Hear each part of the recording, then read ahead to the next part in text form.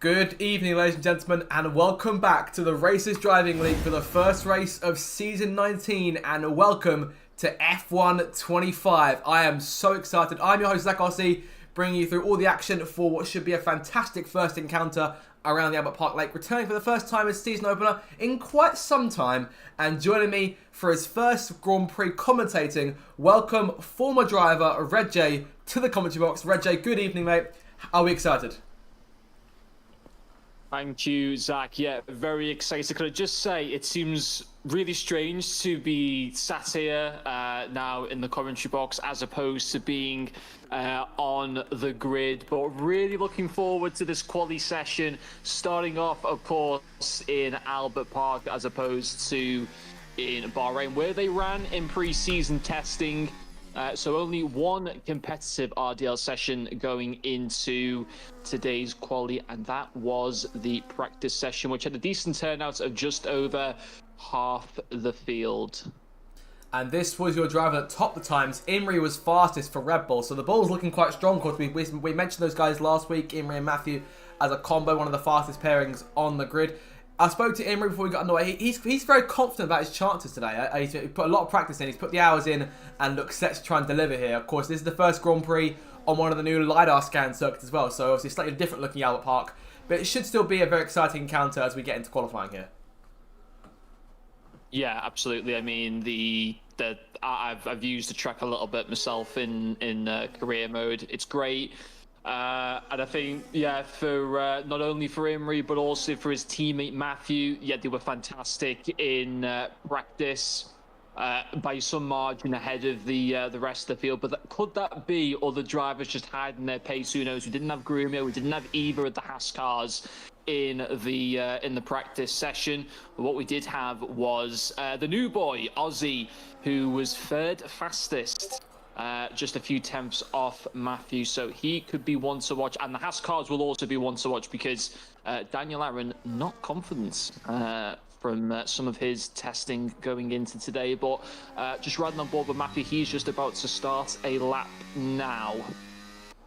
Up to the line then, Matthew across the line for his first lap of the LiDAR scan circuit in an RDL race weekend. Into turn one, of course you can get away with track limits a bit there going through turn one, and good exit out of two. Heading up towards turn three, and of course a very tight right-hander midway through the first sector. His teammate not too far up ahead. Into the right-hander he goes. The braking zone was a lot further back than previous years. Going into turn four now, keeping the car on those curbs nice and easy there. Turn five could get on the curb too much, spin out, but he keeps it on the car under control. That barrier is waiting for him there on corner exit. End of the first sector, 26.3 for Matthew. So a solid start here, of course. Full steam ahead going towards the DRS zone. Imrie, is that Imrie backing up? Sorry, no, it's not. That's one of the RBs there of, I believe that's Ben on the racetrack. So DRS in play for Matthew here. He's used a lot of his batteries. He's already down to 30% left in his tank here. So down to medium going into turns 9 and 10 through the chicane. Nice and easy there. Goes for a good exit. And now making his way down towards turn number 11. He's validated to backing off there. And that'll mark the end of Matthew's first lap here. So unfortunate start for him. But his teammate Imrie is coming through. How's Imrie gotten on? He's coming through the last corner. Now comes to the line. 1:15.8 is the first time on the board for the race for the season. Imrie, first time on the board, and we should be seeing one of the Sauers coming through next up behind Matthew. That will be Ericsson, who's reserving tonight. So Ericsson making his first reserve start of the campaign. Yeah, shame there for Matthew because he was on a pretty decent lap. Imrie already comfortably through, I would have thought, into Q2. Ericsson crossing the line to do a 1:17.8. He will likely need to go again. Websy 1:16.7. Don't quite know if that'll either be good enough, but it is only their first runs. I do want to quickly mention a couple of drivers that have gone out on the Inters. That is Cookie and Ben. They might find themselves in a little bit of trouble later on, but let's see how that goes as Landlord goes second fastest. So Landlord in the McLaren, of course, one of our usual contenders, and there's one previously here in Australia. He won his most recent championship here back in Season 12, which is a long time ago now. Takes me cut, crosses the line, goes fifth fast on his intermediate tyres, 5 seconds off his teammate Ericsson, which is to be expected. And of course we see Ben on those tyres as well. Not quite sure what the game plan is there in terms of the tyre running, but Imrie still fastest by 4 tenths over Landlord. So we have to keep an eye in terms of who else is setting lap times here going onto the racetrack. Next car to the line, I think, will be the RB of Ben going for a slide there. going through turn 11, and one of the Saubers on his tail is teammate Alvar on his out lap 2. So a number of cars that could be solid here. Yeah, EJ going fourth fastest as well. Both the Haas cars are on their out lap. Shea is just about to start a lap. I am very interested to follow both Haas cars and see how they get on. He's just coming up the final corner to start a lap now. And what he has got coming out is a car just coming out to do an out lap, which is something that you really don't want because it makes it very tricky going into the first corner. But I think the car had safely backed off. So good first corner there for Shea. He does have a little bit of traffic, but he's executed that relatively well as he comes towards the end of the first sector. Looking all pretty smooth so far for Shea. It's a big season for him. Can he take the fight to Grumio? He looks like he's through the chicane there, and then we're on to the weaving long, straight, fantastic flowing part of the circuit. Of course, remodified a few years ago. And he'll be hoping to just get that car pinpointed right into this very quick left and right hand turn. Very easy on the exit to get your car wide onto the grass and gravel, but not the case for Shea. Coming into not sure what turn this is, but it's executed pretty well. Final part of the sector, there is one of the RBs in front that's not going to cause him too many issues, I wouldn't have thought. And then around the penultimate corner, and then into the final one. And let's see where Shea can go. Can he challenge Imri for first place? It's close. Second fastest. There's not much in it. Very, very close there to cap off Shea's first run. As you say, can he challenge Grumio? That's the question. But where is Grumio on the circuit? Grumio's coming through turn 1 now, starting his first proper lap. I think he backed off a bit on what was his first time run a few moments ago. It might have been his that lap. I'm not quite sure where I caught him in particular. But going through turn 3 now, keeping the car lock up there from the champion. So I think we had a car go wide. So that's one of the. I think that is Shea. Who may have just gone wide there out of turn 3. Or I could be wrong. Alvar as well, just on board with him at the moment. He seems to have had a bit of an error in the first sector, but has got going again. And just something to point out, AT confirming that he certainly, as of the first few runs, has got the pace to be with Landlord, just a couple tenths off. As Daniel Aaron goes third fastest, solid time from Dan there, and that should get him through, I would have thought, into Q2. Imri's already given up on the on Q1, and yeah, with a 15.8, that's going to be absolutely fine. I think Imri in particular should be careful in terms of confidence, because again, like I said, I spoke to him before we got going, and he's very, very. I don't know what the word is other than confident. He's very sure about himself going into this race. But we've seen this before. We've seen this sort of story previously in Monaco. I think last season it was, where he put all the hours in, took pole, looked to dominate the race, and jumped the start, and that really cost him the whole way through. I've got a yellow flag going into turn 5. One of the Aston Martins had some kind of off there. I have to have a look here. It looks to be PJ who's had some kind of problem there, but he's got the car going again, nice and easy end of the first sector.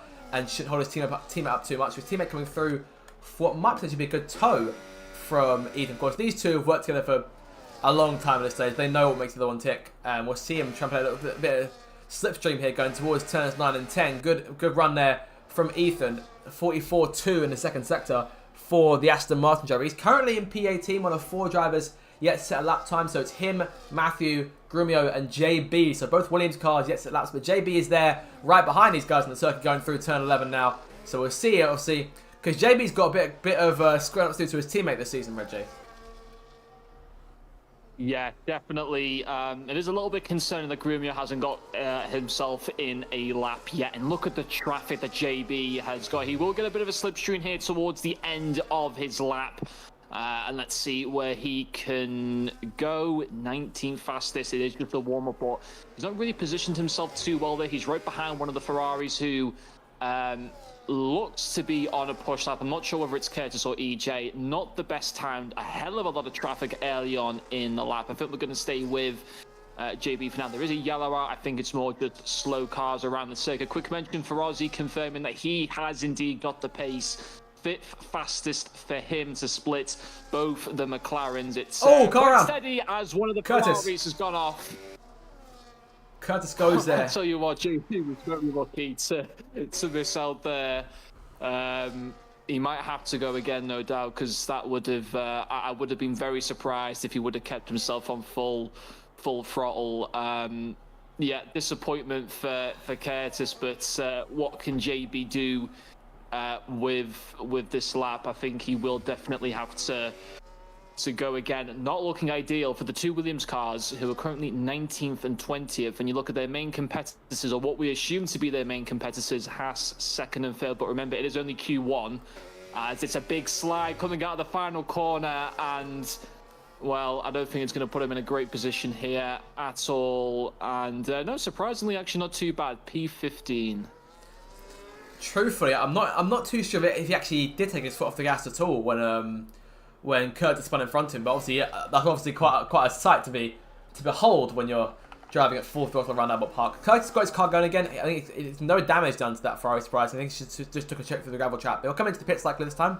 At the end of his current run, he's P11 right now, so currently safe going into Q2. JB is another car on the mark there, by under a tenth to Ericsson in P16, and obviously Grumio set lap time. He's coming through for his first sector now, so JB may once again go below the drop zone, and that was obviously something we talked about last week in the draw, Jake, obviously, because JB had a number of Q1 eliminations last season that he could have done without, I think, overall. But I'm not sure because in terms of wheel to pad, I'm not sure what the ratio is in terms of performance this season. So I have to keep an eye on that over the course of the Grand Prix. But I shouldn't think it played too much of a factor as Grumio completes Sector 2 here. He's not charged, Roger. He's on absolute move here and could be on to try and top Imri's time for 1:15.8. Only two cars into the 1:15 so far. Those cars being Imri and Che. So the current two leaders. Dan in P3, Lando P4, and as you said, Ozzy in P5. So Ozzy, on his RDL debut, is clearly here to play as Grumio locks up big time there going into turn 13. Off 14 now to complete his first proper lap of the season. Up towards the line, we'll see what he comes on the board. Where's the reigning champion go in his bid to win a 10th title? He's P3 on the board, 1:16.078. So Che and Imri that little bit faster as we sort of near the end of first runs. Only Ericsson and Grumio still on the racetrack. Well, I'll tell you what, if we get that in Q3, we're going to be loving it. That is, you can't really get. Well, I mean, we have had much closer than that actually. I think, haven't we, before for quality? But it's an exciting start. Imri from Shea from Grumio. Three different teams there, but Haas confirming certainly as of Q1 that they are the team to beat, followed by McLaren. Just looking further down the field, we've not actually given a mention to Pope, who is back racing, or is for this particular week in P13 at the moment. Lacking a little bit to Websy, but I think overall, considering he's not really had too much RDL experience within the past 12 months, or probably even longer than that. Oh no, actually he did race I think half of last season, but it's good to see him back, and I think he'll be happy if he can just get through Q1, which it's quite tight as it stands, or there is a little bit of a gap actually, half a second from 15th to JB down in 16th. Does 16th get through? I can't quite recall. No. Or so is it bottom 5 go out here? Bottom 5 go out, okay. So Ethan down from here. JB, sorry, Roger, I won't cut you off for a second because I've just got a message through from the stewards, and I think we could be seeing Ben and HP Cook ending up with some sort of penalty post-race. Yeah.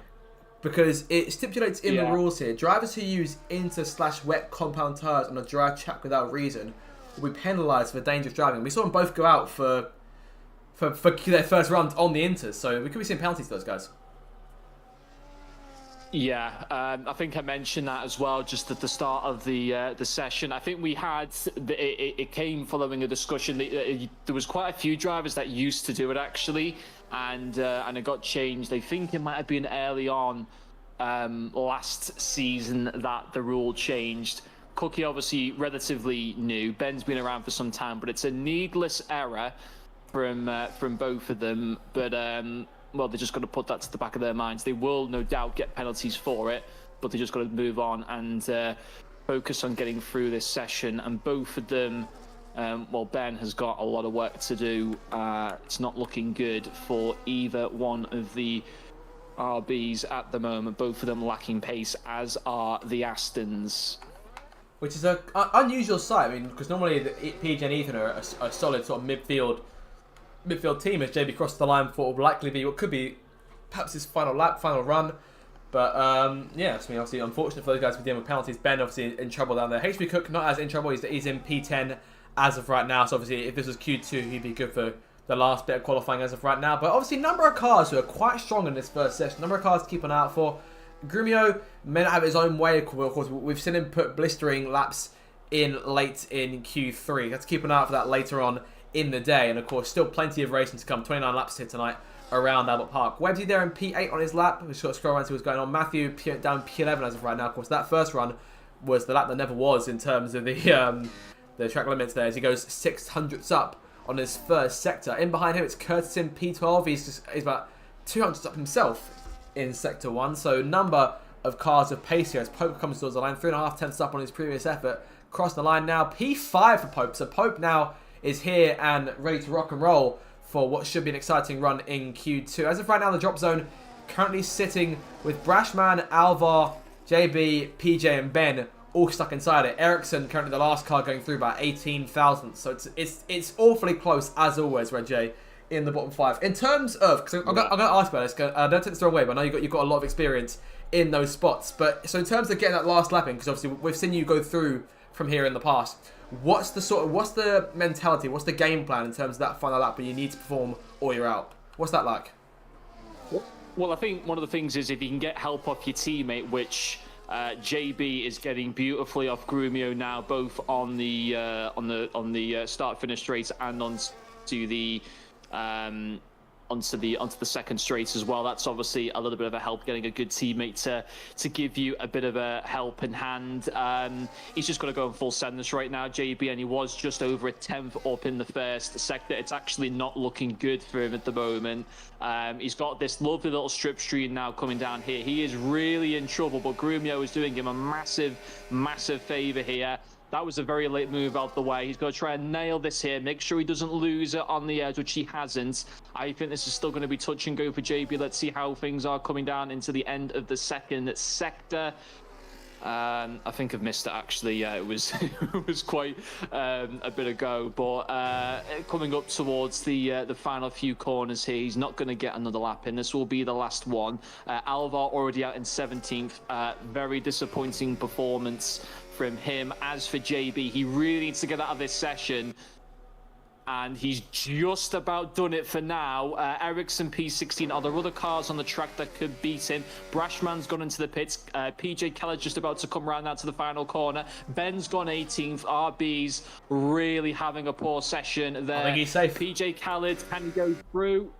He's invalidated, so he's... Ooh, it's last. Just so JB then... Right, okay. It's close, but JB through there by the skin of his teeth. Good, thank you for the call, Reggie, towards the very end of the lap. Fantastic lap in the end to get JB into Q2. But Ericsson, Brashman, Ben, Alvar, and PJ all out here. Poor start for the RBs, and work to be done over the course of the time before now and the Grand Prix. But in terms of the first sessions, it's Imrie who tops the first quality session of the season. Chase second, Grumio third, and a number of cars separated by very little here. The majority of the pack in the 116s here, and top 11 separated by less than a second, and then just over a second back to the top 14 here. So it's all very close in this first part of Q1, and Q2 should be very exciting as a result. Yeah, it should be. And if you're Swedish and you're watching this, look away, because both your drivers have just gone out in Q1. So yeah, hopefully there are no Swedes watching, because they will be bitterly disappointed. But I mean, the RBs, it's a disaster for that first session. They're both very capable, of course, of getting out of Q1. They're both quick drivers, but don't really know what Ben was doing, or Hooky with the Inters. They're going to pay a price for that later on. JB, of course, just about getting through. The two Ferraris not doing the greatest, and then if obviously we look a little bit further up, The top 4 or 5, I think, are all from different teams, which is a good variety. That's what we like to see. And Pope, really good effort from him as well. So, good quality session. I'm getting to work through 1.9 seconds down from P1 to P20. So, with the pack this close overall, it's going to be tight Q2. Q2 is always tight, but in terms of...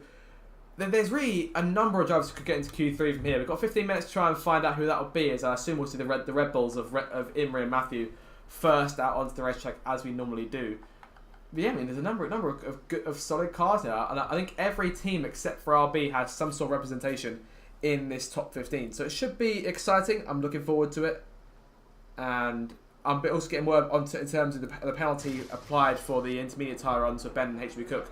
We're looking at 5 seconds, I assume, post-race. So I have to keep an eye on that and see whereabouts they end up, obviously taking the penalty into account. Because the game obviously won't take into account. That's more for us league-wise. So first few cars to the racetrack now. It's one of the Haas cars at first. I think it's Daniel Aaron who comes onto the racetrack first of all, with Imre in pursuit there right behind him. And Matthew not out of the pit lane just yet, so being left alone those first runs by the other Red Bulls. It should be a good run here in Q2. I mean, is there anyone to keep an eye out for, Roger, just based off of Q1? I'm looking forward to seeing how Ozzy gets on in this session. Good first competitive session. Well, I suppose you can also count practice as well within reason. But he did well, and I'll tell you what, if you can get into Q3, that'll be fantastic. Looking forward to seeing how he gets on. I think the only thing I'll also say on both Cookie and Ben is, of course, 5 seconds might not seem like too much, but you've got to factor in that there's going to be no doubt either a penalty point or multiple penalty points coming their way, which you don't really want from Q1 to start the season before you even go into a race. And I believe it's 12 penalty points gets you a race ban, so you don't want to be heading off to that in the very first session of the year. But anyway, let's ride on board then with Daniel Aaron, the first one to set a lap time in Q2. Imre going to be second, and then Pope third. And he's got pretty clear track in front of him. He has got one of the Saubers up ahead, but it is a steady start from Daniel Aaron. Let's see where he can go. Was it all just nonsense that he was talking about? I think so. I think he's definitely got the pace to challenge for pole position here.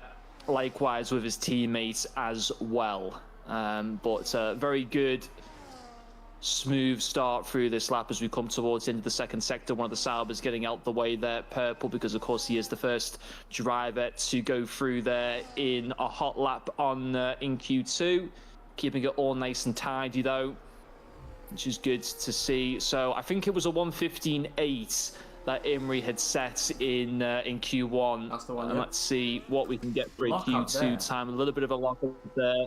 Yeah, into the penultimate corner. No sliding there. The back end all very steady. He goes to the line. What can he do? It's a 1:15.9. So solid first lap there. Imre can't reply. 1:16.4 on the board for the Red Bull driver. Pope, I think, must have invalidated his first lap. He's going again here. And I think everyone's on the circuit now setting a timed run. A save for Che, who's just pitted, so invalidating his first lap. So not a good start then for Che, while his teammate is flying up in P1 as of right now. Webbsy there in P2, Imre P3, EJ now P4 for Ferrari. Next car through will be the lone Aston Martin. That'll be Ethan towards the line now. It'll be 1:17.3 for Ethan, slowest time on the board so far. ATS Landlord towards the line, 1:16.7. So Landlord not quite with it this first run. Of course, he did okay in Q1, so we know he's got the pace there, but needs a bit more in this session. However, in terms of tyre choice there, because to my mind, you only get one set of soft tyres for Q2 and another one for Q3. So I find that a lot of drivers using old soft tyres in that first run and switching to their fresh ones for the second time round. Reggie, can we verify that? Is that normally the game plan for Q2? Because obviously you've been in the car and I haven't. I mean, you're asking the person that made very, very few Q2 yeah, appearances. Fair enough. I think I tended to go through the entire set just to get into Q2. So I can't, it's all a bit of a hazy memory, but I tell you someone who I think surely, or has either made an error somewhere, who has gone on to a set of used tires, and that's Grumio, 7th fastest with a 169, and then JB in 9th with a 117.7. So I would have thought they are both used tires. There's someone right behind Grumio, one of the McLarens. I think that might be AT. It is AT. Yeah. He's on a fast lap at the moment. He's got a lovely little slipstream through there. Good little rotation of the car through the chicane. Where can he go? His teammate's 6th fastest. And I tell you what, I think he could be on course to certainly match him. But what a story it would be if he could not not knock him out, but out-qualify his teammates at the opening race of the season. He comes around the final corner. There's no lockup. It's all very clean and tidy from AT. He comes up towards the line. He will place himself 8th fastest, a 117.0. Seems to have quite an old set of soft tyres on there. He will need to go again. But, I think he doesn't. I wouldn't expect him to be out qualifying Landlord or out racing him throughout the whole season. I think to be 3/10 off of Landlord, I think that's quite good. I think that's decent from AT. And if he can get himself into Q3, that'll be fantastic. And obviously a familiar sight. We've seen it many times in the past. Grumio and AT working together in qualifying. I'm not entirely sure what the stewards think of it, but obviously nothing to be said about it as of yet, so I suppose they'll carry on as they are as HB Cook comes through. He's in P10 right now, so the last car currently safe. JB in P11, 117.7, is a bit more on it compared to Q1 now.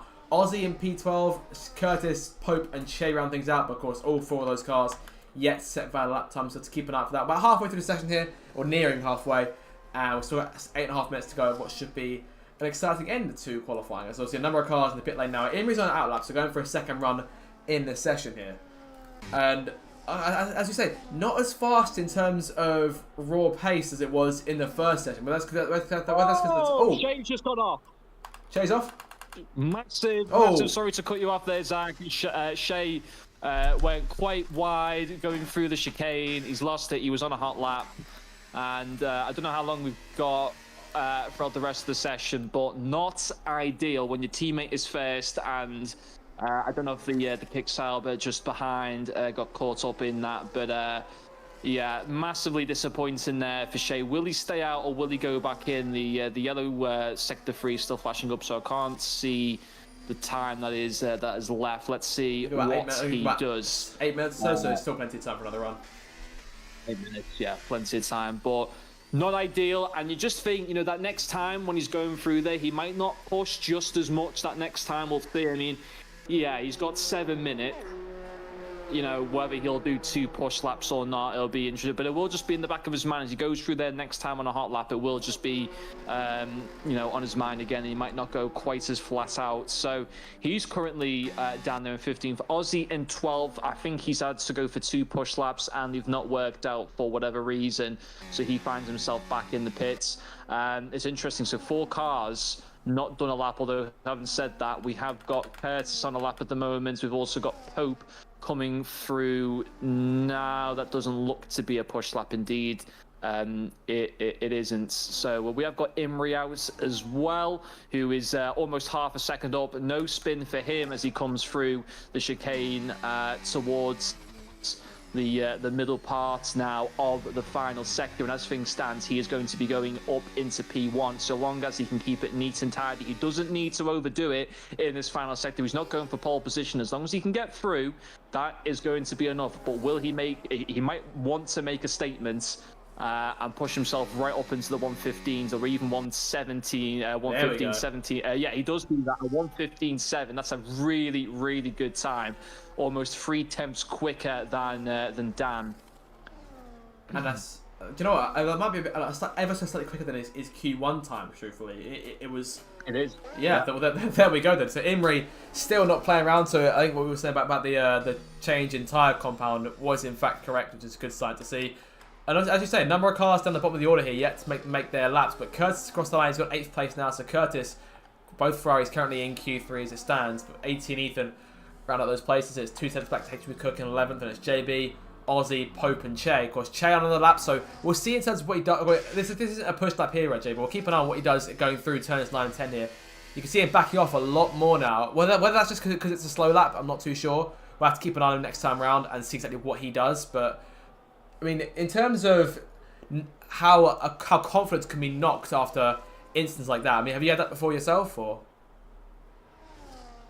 Sorry, I was just watching Grumio's lap time, and he was getting better and better throughout that lap, and you can't get much closer than that.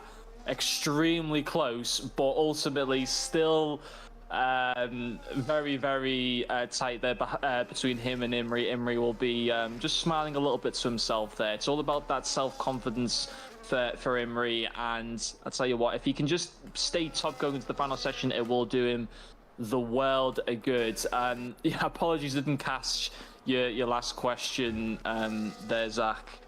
No, that's all right. Honestly, I've forgotten it, but that's why I've lost my train of thought. But no, that's all good. Grumio goes second fastest there, 2,000ths off Imri. You can go a bit closer, I think, than that, and that is just going 1,000th slower as opposed to 2. So we'll keep that in mind, because it could get closer. You never know. Or Grumio could try and put one more time on the board. Imri's not retired yet, because he retired very early on in Q1 after that first run, more or less. So we'll see what he does towards the end here. But of course, we're sort of getting more of a glimpse into which teams are the fastest here. Of course, we came expecting Red Bull, Haas, Williams to be among the quickest cars. McLaren was sort of a question mark, but as a combo, they're both in Q3 right now. Aston Martin, bit of a grey area in terms of what their pace is like, because obviously PJ knocked out in Q1.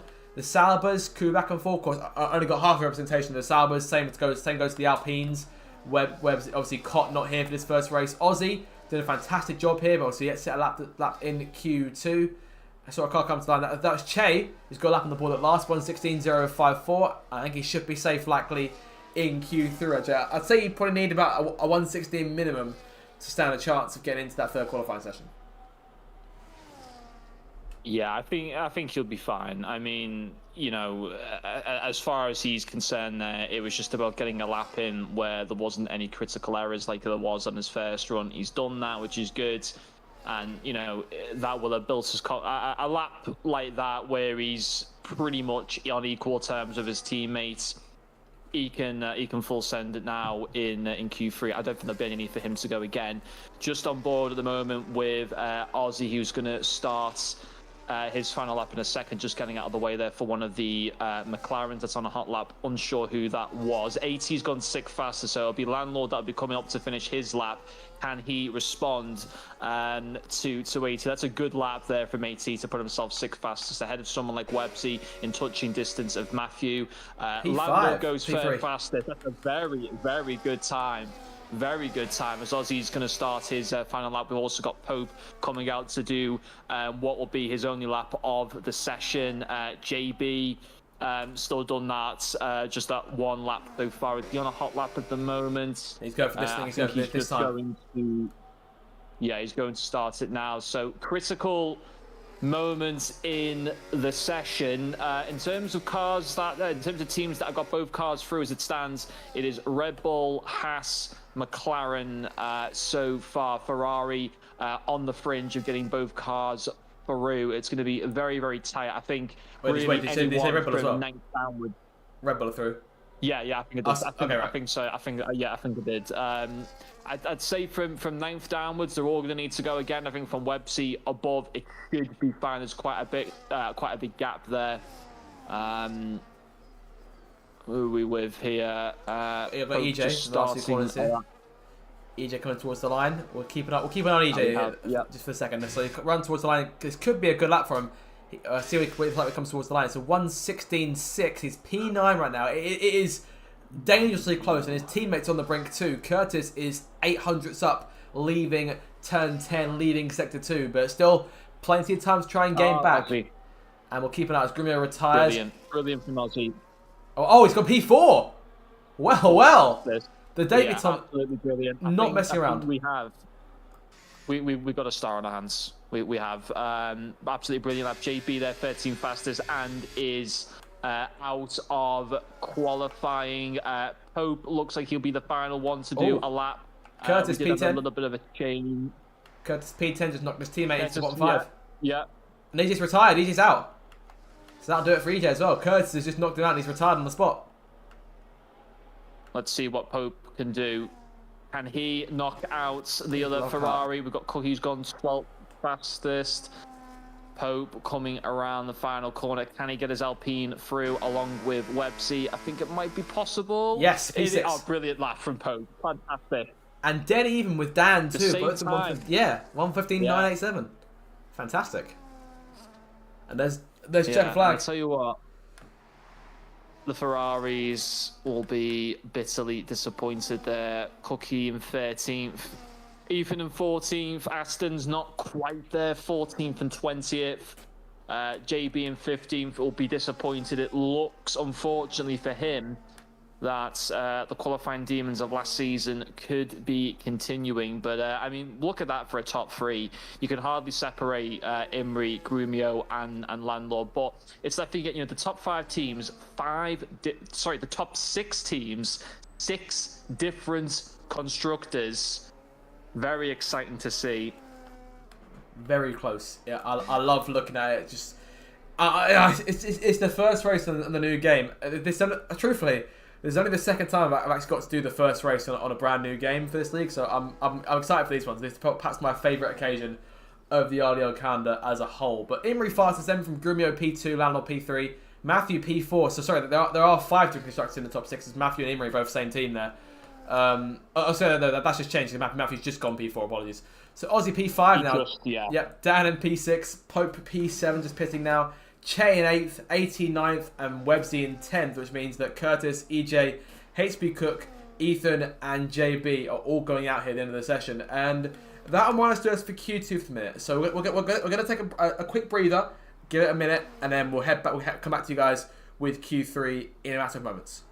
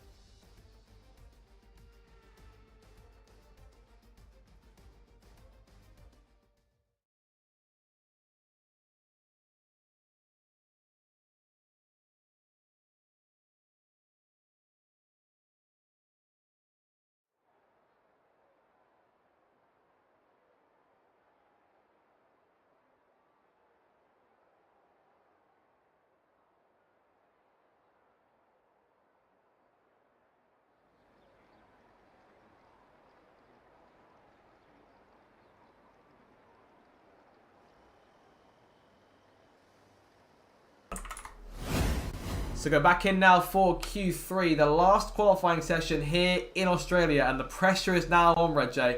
A number of constructors here in the top 10. Haas have both their cars through, Red Bull, McLaren both their cars through, Alpine both their cars through, Mercedes and Williams by themselves here. We've sort of got a contingent of cars who are quick, and this top 10 was separated by half a second. The whole group is separated by 2 seconds. It's half a second covering all these guys. So this should be a very exciting qualifying for the first race of the season, and of course that'll give us fantastic prospects for the actual Grand Prix itself as well. Yeah, absolutely. I think definitely the surprise packages. I think as a team, Alpine, of course, we should say that Pope is not a permanent driver. He is just a stand-in for Cott this week, but great effort to get into Q3. He'll be there with a beaming smile, and also the new boy Aussie into Q3. Great effort from him. But in terms of Q3, so I believe Imri has been fastest in the top 2 sessions. Yep. However, I still think, and how many times have we seen it happen before, I would still fancy Grumio to take the fastest lap. But let's see. We're coming towards the end of the first lap. It looks like it'll be Imri unless he goes into the pits for some reason, which I don't see why he would do that, will take the first lap. Both Haas cars getting out there early. In fact, both of the it's both Red Bulls, Haas and Alpines that are out there on the track at the moment. So let's see what Imrie can do. I think we should probably stick with him for this first lap. So he did a 1:15 in Q1. He did a 1:15.7 in Q2. And that means he's going to do a 1:15.6 in Q3. I can see it now. Let's see. We do have a yellow there in the first sector. That's one of the Haas cars backing off there. Not sure whether that was Shea or Dan, but sticking with Imrie for now. Purple in the first sector because he's the first car to go through. All looking clean and tidy so far from him. As we come up towards the end of sector 2, and then the quick left and right. Does not want to mess it up here because you can gain and lose so much time, but it's all looking good for Imrie. Can he take the first pole position of the season? I would expect the majority of the cars to do 2 runs. I think certainly with the fact that he's gone out so early that we'll definitely see 2 runs from Imrie through the penultimate corner. No lockup. Car is not sliding through the final corner. Let's see what he can do as he comes up to the line. It is going to be a 1:15.5. He did even better. Okay, Imrie is going to be one tough customer over the course of this evening as Websy goes second fastest, 1:16.3, 8/10 up. And Che has outdone him. 1:15.4. Hello, we are in for a show, Reggie, in this last part of qualifying. Who's next to the line? Who will be next to continue this saga of fast laps? Who's next up? Websy last corner, so the Alpines, because there's both set lap times here. Websy. Towards the line, Websy 1:16.0, slots himself in between Imrie and Pope. But Che on provisional pole, who saw that coming? I mean, he's been fast, but he hasn't been fast enough to challenge Imrie as of yet. But what can Grumio do? He's on his first lap now. Keep an eye on him. Yeah, that's what he can do for the first sector. Can he get the fastest first sector time, which he's coming up to now? This will be a really interesting indication, and it is a 26 for the first sector, a low 26. Could he get into the 1:15.3s? We'll have to wait and see. But the pace certainly from Imrie and Shea has just continued to ramp up. That's come out of almost nowhere for Shea because he didn't do a great time in Q2. But ultimately, the most important thing is that you get through, and he did that. Dan Aaron did that as well, which was important for him. I don't know whether Grumio was purple in sector 2 or not, but we're coming up towards the end of his lap. A 1:15.4 to beat. A little bit of a lock up there. He went a little bit too deep for my liking, but he's come out through the final corner, almost brushing up against the wall. I think he would have been losing time there quite a bit, and he still goes fastest with a 1:15.4. And you know what? I think there was more time on the table. I think he was a little bit scruffy through those final few corners, and he could have come in with a 1:15.3 at the end, but he has set the pace. And Imrie will be looking there, and he'll be thinking, what do I have to do to beat this guy? He's only going to go a 10 faster, but that's going to be very hard to find. His landlord in a 1:15.5. So I think the 4 of the clear fastest cars here sort of joining the fray. And from 4 different constructors, again, against top 5 all different constructors as well. So it's great to see the field this close as Pope is P7, just under a second. It's 9/10, I think, separating all of them as of right now. Yeah, exactly 9/10. Ozzy, Matthew, and Dan, set valid lap times. It's going to be a close end to this session. It could go anyone's way here. There's 6 minutes to go, so as you said, Red J, I think we're looking at just the 2 runs for everyone in this case, and I can't imagine going for a third. As Dan starts his lap here, we'll see what he's got in the tank going through turns 1 and 2. A lot of speed being carried through there. We'll keep an eye on his battery in the run down towards turn 3. He's used 30% of it already going towards that right-hander, so we'll see what he's got in the lockup. Big lockup there going into turn 3, and whether these lockups are genuine, whether it's just a game being the game, I'm not entirely sure, but we'll assume they are, and we'll continue on as normal. Go down towards the end of the first sector here, be a 26.2 for Dan, so a solid start to the lap. Lana, the only car on the racetrack. 2/10 slower. 2/10? Sorry to cut you off there, Tag. 2/10 slower than Grumio in the first sector. He's got a lot of time that he'll need to make up here. As it stands, he He'll do well to get onto the second row, but let's see a 43.4, the fastest second sector. So it's come back to him a little bit, actually, as we come towards the end of this lap. I don't think he's going to trouble the top two, just because he lost so much in that first sector. I don't really know. It might have been that lockup, actually, that he might have made, but he goes through the final couple of goals. There's another big lockup there. Not ideal. He comes round, no brushing up against the wall, which is good to see. Dan Aaron finds himself fifth fastest with work to do. But again, the top 8 now covered by 9/10. It's all getting remarkably close as it stands right now. And I'm just looking at this. It's brilliant to see. And these top 4, again, I'll circle back to these top 4, separated now by about, or just over the amount they were separated by in Q2. It was 0.092 covering the top 4 in Q2. It's 0.107 here, so it's quite close. And look at that. I mean, Dan's still up in the chase. Websy, half second back, but still very much in it. ATP7 there. We've got ourselves a good group of cars here that honestly, I see no reason why they can't consistently be taking Q3 each time here, each race. Yeah, well, if you're a driver for Aston, Ferrari, RB, you will not want to be hearing what you've just said there, Zach. But no, it's true, because this looks to be a very, very solid top 10. Of course, there are a couple of drivers who you could argue might be contenders. Wood and Obsessed have got into Q3 here. It's possible. His qualifying form is arguably the best assets to his races. We've got currently no action on track at the moment, so we can take a few seconds to have a bit of a breath. But actually saying that, we've got one of the McLarens just about to come out now to start their final lap. We've also got, I don't know if that's a Haas coming out as well, but would a car get into the final session here? I think very possible. Pope's done a fantastic effort to get in there. Yes, he's done a 1:16.3, but don't count him out to potentially finish higher than that. To be within 0.3 of Websy, I think is a really good effort. Of course, he's a former champion, though, Pope, so it's no surprise, arguably at the same time, that he has took to this pretty quickly.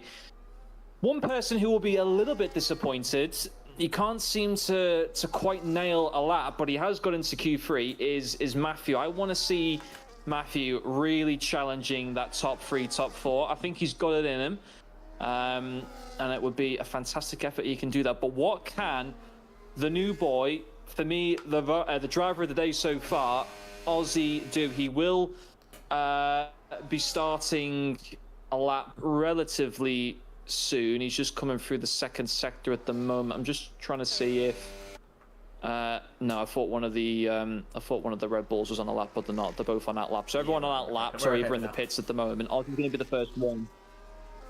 Yeah, Ozzy will be the first one to go and set a time. He's got maybe not the cleanest track in front of him. He's got cars that are coming out into the pit lane there. There is a McLaren that's coming out that he will want well and truly out the way, and I think they will be, which is good to see. And where can Ozzy go in this final session? We do have behind the McLaren that's running, and I think Imrie has also started off his final lap. Who should we ride on board here with, Zach? Should we go with Ozzy? Should we go with Imrie? I'll let you pick. I think we go with Imrie, truthfully, because I'm sensing there could be a chance here for a pole time out of this guy who's topped the first 2 sessions. I've been a bit wide there at turn 4, lucky to avoid any sort of invalidation of track limits, so he's okay for the minute. But going through turn number 5, that's not turn 5, that's turn 7. Now going through turn 8 and into the DRS straight now. We're into the last minute here. Everyone on track, most of them on out laps, but a few of them on push laps on their last runs, Roger, as you say. And into the last sector now. Imrie is just under a 10th up. He only needs 33,000 right now. He's 96,000 up, so you have to say literally just under a 10th. So he's got enough at the minute.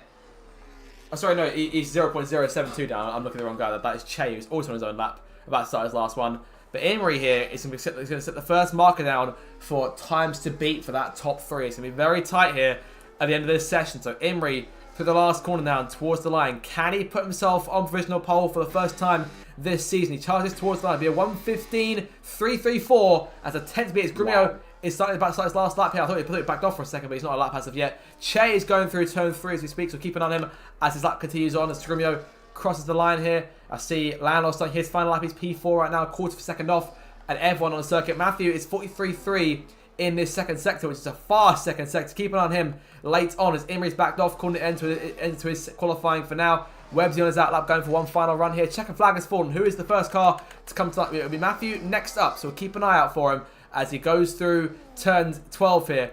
And in behind him will be one of the Alpines. Aussie's retired. Aussie's going to call it a day. P6 from as of right now, so still a fantastic debut qualifying as it is. Matthew, last corner now, towards the line. What can he do against his teammate? It'll be a 1:15 for him, or 1:16. So they're P5 there for Matthew, so gets stuff across the line nice and easy there. Next car to the line is Pope. Pope goes P6 just behind Matthew. Here comes one of the Haas cars that's down, making his way towards the line. 43.3 in the second sector, a 10th up, and goes fastest. Down 15.2. Whoa! There you go. Surprise face at the top there. Next car to the line is Che. What can Che do? Can Che beat his teammate? Che can beat his teammate. He's getting closer and closer, Red J. Look at this. Landon through next to the line. He's P5 as it stands right now. 3.5 tenths down on pole, but still with every chance to try and get us back towards the top of the grid here. Last corner from Landon towards the line. Grumio's coming in behind these guys. He's near in the last corner now. Landon over the line. Goes third fastest. What can Grumio do? Can Grumio actually on both of them here? Grumio can't do it. Grumio second fastest. Imri has spun it out. Pole to P5 for Imri. And the first qualifying session of RDL Season 19 and of F1 25 goes to Che. What a lap. What an end. What a finish to qualifying, Red J. That was fantastic. And the whole grid, whole top 10 within 3/4 of a second. This is going to be a great race. That was absolutely fantastic. It looked like it was going to be when Imri went in and put that 1:15.3. I think we were thinking that could be enough, and then 4 drivers have gone and beaten him. I tell you what, he will be disappointed. I know he will be to find himself fifth. He has out-qualified his teammate by 3/10 spot. He wanted that pole position, but I mean, Haas. They didn't deliver in the second session, but they got through, which was the main thing, and they've delivered in the final session. Daniel Aaron came absolutely out of nowhere with a fantastic lap. But to come in third, you'll be just a little disappointed that Grumio and Che had that edge. Great effort from Landlord. Aussie doing a good job there in 9th. We also have Pope out-qualifying his teammates, but decent effort there from the Alpine. But it was said last week that Haas were the team to beat, and on qualifying pace, it didn't look like it throughout the first couple sessions, but ultimately when it really came to it, they delivered. And yeah, we got a great race in our hands, and I'm really looking forward to it. So 29 laps then coming your way. We've got a few minutes now until race time. We'll keep with you guys here on the main broadcast. So we'll keep things as they are. And we'll have a brief look at the actual circuit itself here. Of course, the graphics, as always, designed by our very own JB to mimic the style of Formula 1 TV back in the 2000s. Obviously, a very popular era for us here in RDL in terms of just sort of F1 as a whole. There is the circuit for you then. So 14 corners. This Out Park circuit remodified back in 2022. Obviously, a lot more streamlined, a lot faster as a result. A lot of places that changed. Of course, Red Bull had the stronghold here in recent seasons, but of course more recently, it's at least in terms of in real life, Verstappen won 2 races here, Sainz got victory, Norris won 1, but in terms of our last winner, Grumio took victory here in quite a dominant showing. And this was a particularly poor Grand Prix for me, because this was one of the first few times last season that the stream bugged and sort of offed itself over the course of the night. So I'm looking forward to this one in particular myself, as we get a full 29 laps in. And Reggie, I'm going to ask you now. Obviously, this is your first, obviously, as we know, this is your first ever race. Now your first race commentating for RDL. If you could give me 1 or 2 things that you want to see or you want to happen in your first Grand Prix here, what would they be? I want a. I was going to say I want a first corner crash just for the chaos, but I think ultimately I don't really want that. I think, look, a lot of these drivers have put, a lot in over the past 7 days, and I think it would be great if they could all go to the flag. But ultimately, I think really what I want to see is just close racing between multiple different teams. I think we definitely on one lap pace. That looks to be the case, but of course, race pace is an entirely different thing. It'll be interesting to see what we go for strategy. I can't see weather's going to play any sort of a part in the race. I don't think we got really the pleasure of having access to the weather systems, but and I don't have access to the chat at the moment to see if anyone's been going off in that. But yeah, I want to see close racing. I want to see good wheel-to-wheel action. I think this has got the potential. Compared to Bahrain, it's far more narrow. So I think there's every chance there will be some sort of an instance in the first corner. So we'll have to look out for that. But I think if I had to go for a winner, based on what I've seen, I'm gonna go for Shea. I am actually going to go for Shea. I think I've been convinced on that one lap pace that he can convert from pole to win. What are you thinking? Do you know what? I'm going to back the other Haas in the stable. I'm going to back Dan for the race victory. But if not Dan, and if not the Haas cars, I'm going to say Imri. If not one of those two American machines, because I think obviously he's got pace. There's no denying that. He obviously topped Q1 and Q2. I have to keep an eye out though for what these guys have during the race, because the race is a completely different story. But let's have a look now at your starting grid for the first time this season for RDL Season 19 Australian Grand Prix. Start from the back row, PJ dead last there for Aston Martin. Work to be done for him on the race start. Hard tyres for him. Alvar for RB P19 also on the hard tyres. Ben in P18, poor qualifying for the V-Carbs. Of course, those guys are the reigning champions in the paddock. Hard tyres, both those starters. Brassman reserving tonight in P17, the Mercedes medium tyres for him. Ericsson also reserving P16 on the hard tyre. JB, first race for Williams. P15 on the mediums. Ethan in P14. Again, not fantastic for Aston Martin in terms of that teammate pairing as a whole. So we're trying to see him better in the Grand Prix. HB Cook lines up P13. The Sauber there on the hards. EJ P12. Curtis in P11. The two Ferraris taking place together on row number 6. Starting your top 10, it's AT on the medium tyres in 10th place. Aussie for a full-time RDL debut and RDL debut as a whole in 9th. Websy in 8th. Pope in 7th. Pope reserving once again. So Alpine, sorry, with an all 4th row lockout. 3rd row goes to Red Bull. Matthew and Imri line up P6 and P5. Imri there in 5th. Of course, disappointed not to get pole position, but still plenty to go for on the race. Landlord P4, perhaps with a sense back to his old days of being a former RDL champion on the medium tyres from row 2. Dan starts alongside him, and on the front row, it's this old duel set to be rekindled again. It's Grumio in 2nd place and Che on pole with alternate tyre strategies. We're looking at 2 stops throughout this Grand Prix. I wasn't as possible, but I have to expect some punctures here and there potentially should drivers try and go for that. So here we go now onto the starting grid. Che lining up, Grumio to his right. You see where Grumio parks it, Jay? He sort of parks it to try and shoot up and try and cover off Chase to get good enough launch. Dan in 3rd, Landau 4th. As PJ's come through the last corner now. Matthew's missed his grid box, so we might see a few of those over the course of this race start sequence. The last few cars now lining up. The season about to get underway, and what should be another fantastic 48, 50-odd races on F1 25 as the last few cars. PJ now locked into place. And here we go. The moment you've been waiting for. Here come the lights for RDL Season 19 here down under in Australia. Lights up onto the floor. We are racing here. It's a straight fight between Che and Grumio to the very tight turn number 1. Che trying to cover him off. Can't quite do it. Grumio to his inside at the first corner, but Che getting back in front there over the curves. A car around there. Contact. One of the Alpines there. Both Alpines off. Pope on the grass. Webbsy spinning out in front of the field there. Another car around. It's McLaren going. As AT is gone. Carnage at the back. Carnage at the back. And AT for a second going inside the grandstands there. What just happened to AT? That's a disappointing start. Curtis, no front wing on that machine. EJ there.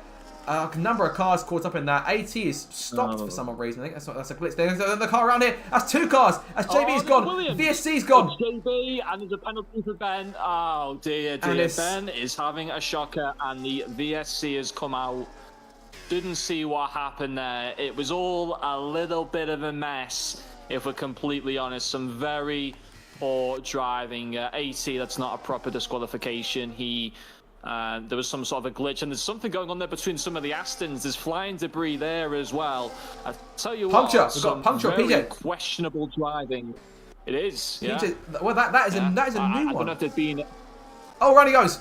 Oh, when he's lost it. He's taking his teammate with him. The other Aston's gone with him, and The Aston Martin. Oh, and then there's one of the RBs as well. Cars. This is absolutely chaos. Carnage in this first lap. Stop the. Oh, this is quite possibly one of the worst starts to an audio Grand Prix I've seen in quite a while here, if I'm being entirely honest. But the VSC should come in at some stage, but a number of cars here in trouble. And punctures then seem to be possible in terms of these collisions. Is JB retiring now? Oh, it's all gone. It's all gone pear-shaped, Red J. It's not been a fantastic start at all. Hang on, red flag as well. Red flag's been called by JB, so that's it then. So we're going for a lobby restart then. And Chase throws the car in, so we'll have to call it for a second. I'll be back with you guys shortly.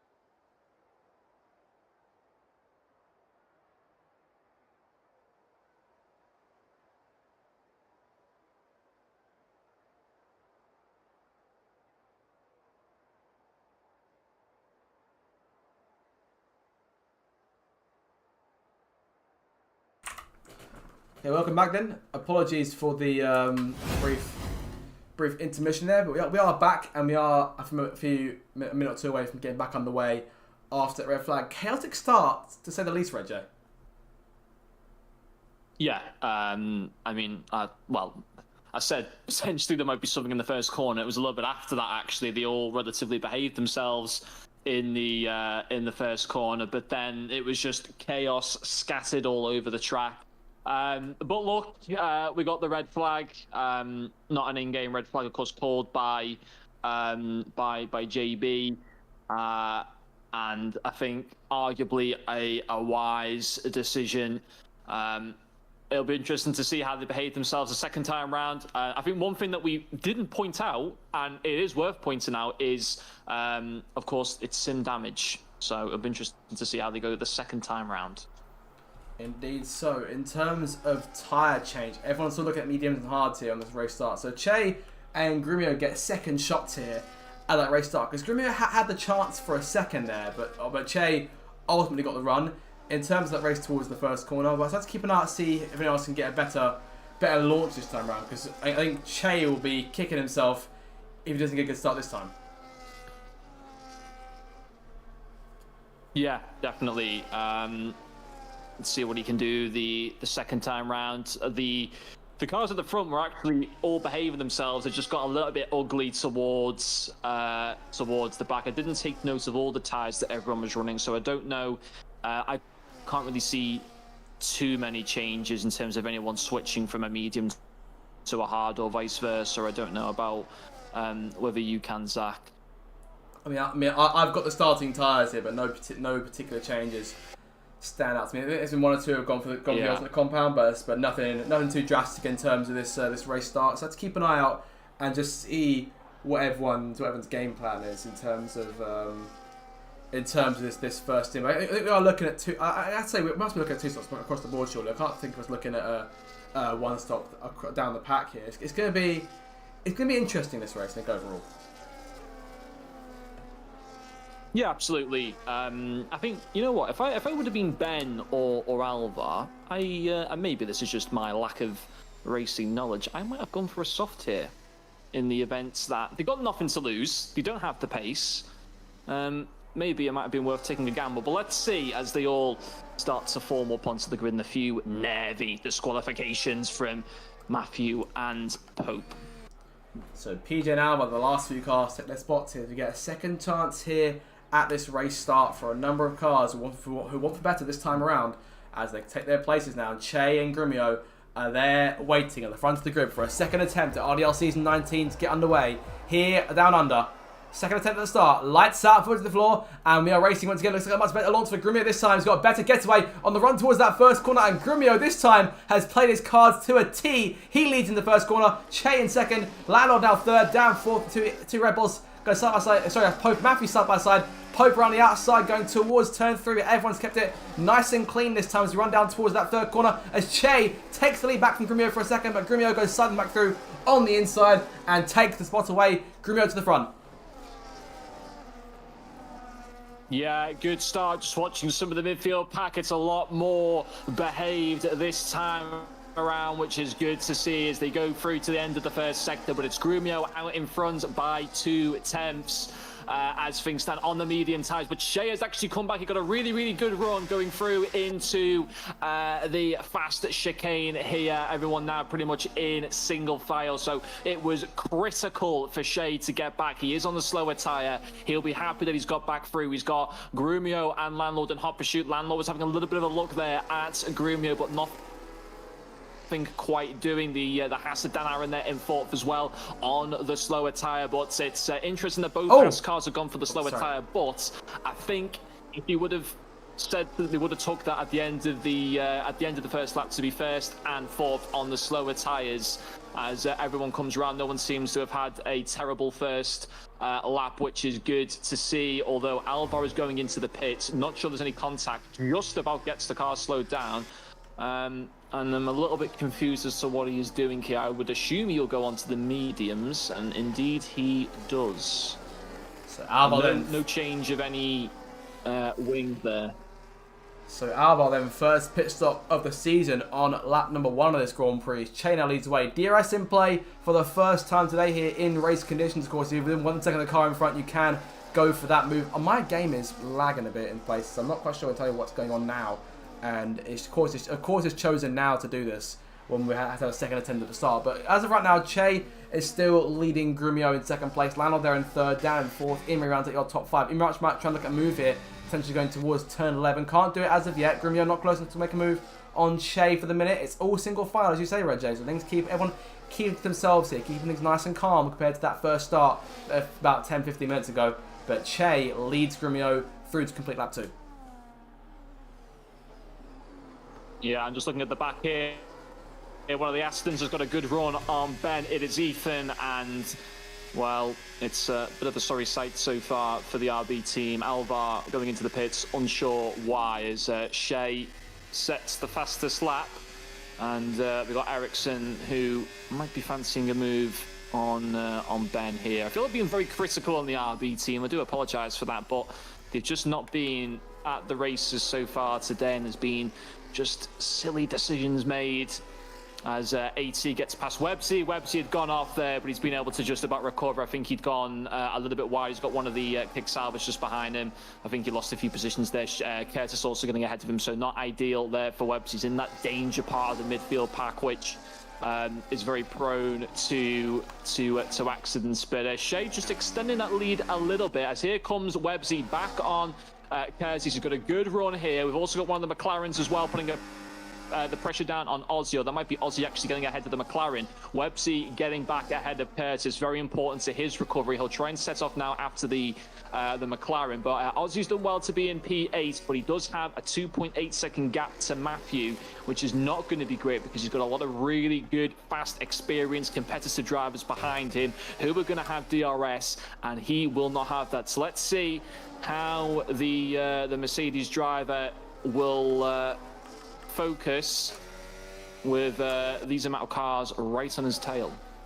On to lap 4 then. As you say, Ozzy under pressure from a large number of strong competitors. A lot of experience behind him as it stands as of right now. But Che holding his lead up front. It's still Grumio second there, so no real challenge. It's single file on that top 7 as it stands right now. But saying that, there goes Imri at the inside of Pope, going to try to challenge Imri, going into turn 3, couldn't quite do it. So Pope then staying in P6 for now, Imri in P5. But those guys falling away a little bit here from Dan, who's trying to close on Landlord simultaneously in third place. Ozzy keeping everyone at bay at the minute, and everyone seems to keep things all single file, all nice and calm as we enter the second sector once again. The two Aston Martins there, 16th and 17th. The RBs, you say, not quite at the races so far. Alvar a long way back in dead last. We need a safety car of some kind to get himself back in the running order here. But Che under no real pressure right now. Grumio not very close enough to go for anything as it stands right now. Imri falling back from down a bit, who's of course, Imri uses a lot of his battery here, so nothing's really changed from F1 24 to 25 for Imri in that regard. Pope right on his tail. Matthew also trying to back his teammate up. And Ozzy, again, large train just sat here. Not a lot going on as it stands right now, so everyone's just sort of keeping to themselves, so keeping things nice and calm, not pushing too much. Just try to keep themselves to themselves, keep their own race under control. Yeah, I mean, look, they got through the first few laps, which were always going to be quite chaotic, especially after the restart from the first lights out. But just having a look at the position changes here, PJ and JB, the biggest gainers, the biggest losers. Ericsson and Websy, obviously Websy making that error at the start of or in the early part of the last lap or a couple laps ago, but could have been a lot worse for him. It remains the same for the top 2. Landlord ahead of Dan Aaron, which is important for him. I think he got that very early on at the start of the race. We have got Pope with a bit of a run here on Imri. Imri has got DRS, which could be the saviour for him. I think it ultimately will be. I don't think Pope will go and send it here. Indeed, he doesn't. He thinks more wiser than that. That's the experience of the man from Salford. I think he's from Salford anyway. You might not like it. Careful with the locations there. A bit of a Reggie. I'll say probably. I'll say probably don't want to give that away. Right. Okay. Well, after have that discussion, I think later. The man from Britain. Yeah. Well, we'll call it that. On to lap number 6 now. Then. So Che holding that steady lead. And Aussie really not... Well, actually, saying that, he's under no threat right now because these guys are sort of spaced out a lot more compared to how they were a lap or two ago. It's not particularly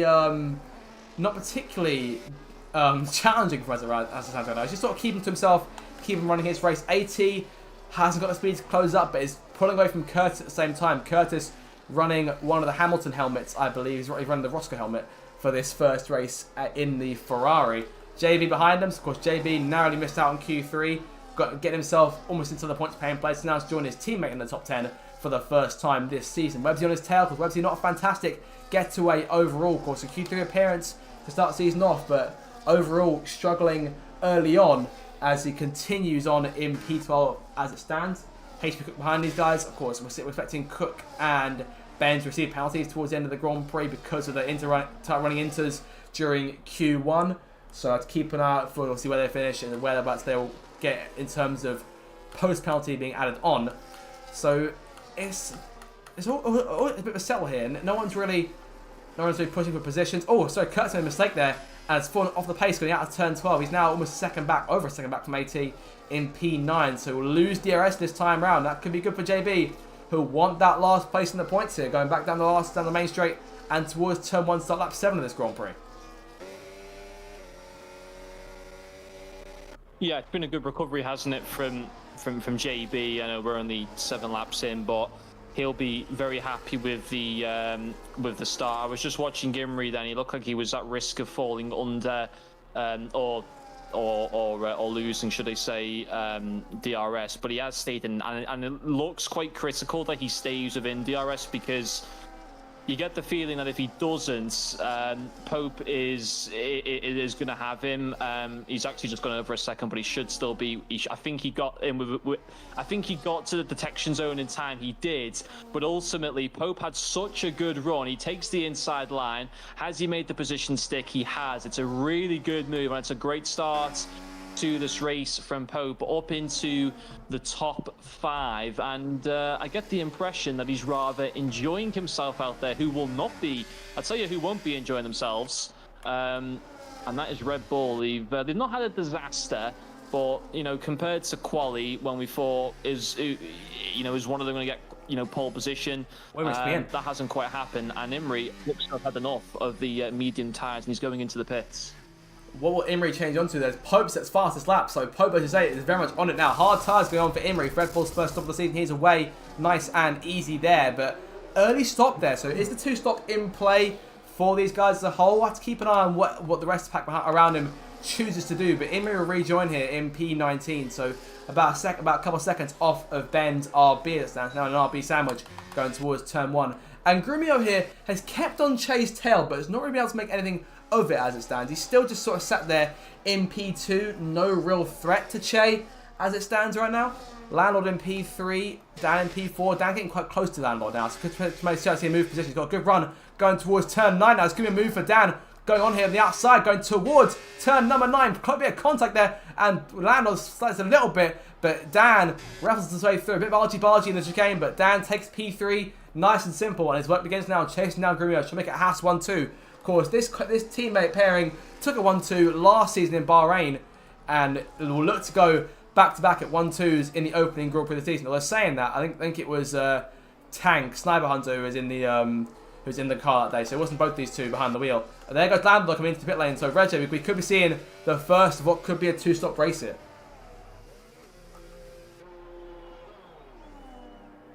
So Landlord in, and hard tyres going onto that race car.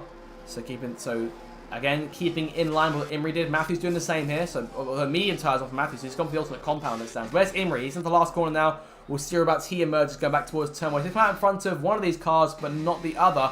Landlord comes out in front of him. Matthew emerging behind his teammate here.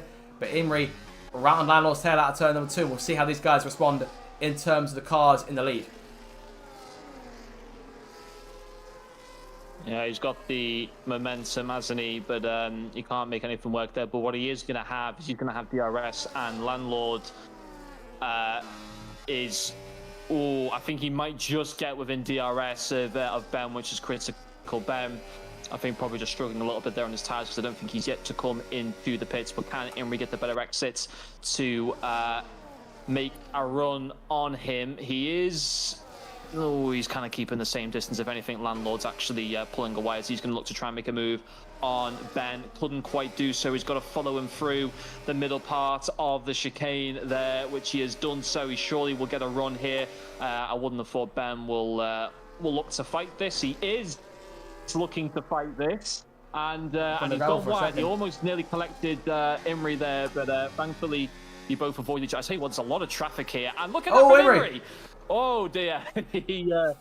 He fancied himself, and he's very lucky that he didn't take any serious damage there to his wing. There's a lot of slow cars who have yet to pit that are in the way here for these two leaders, but they're going through them, which is good. But what isn't ideal for them here is this is going to be working out really well for the top three, because they are losing so much time having to go through these cars. As you can see there, Imri having a little bit of a roll up there against Brashman and having to follow him through these corners, not ideal at all, losing more and more time. Landlord making a little bit better progress, but looking very good here for the two Haas drivers and for Grumio.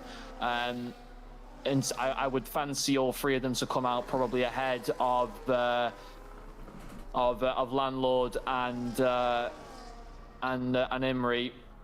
Landlord's cleared most of the traffic now. Imri's still got two. He was behind Brashman for quite some time. He's going to get a good run here on the Aston, and then of course after that he's got EJ, but not ideal. Imri will not be happy. He's just got to stay calm. Landlord won't be happy either. But ultimately, they've got through it, which is the most important thing. But I think definitely now at a disadvantage. Do you know what? Yeah, without a doubt, that was a particularly long, a lot longer rather than Landlord and Imri might have liked in terms of how long they were stuck behind the choke. But Imri gets to the last car here. That'll be EJ coming out of turn number 1. Matthew fastest lap there, so the Red Bull's got pace in there.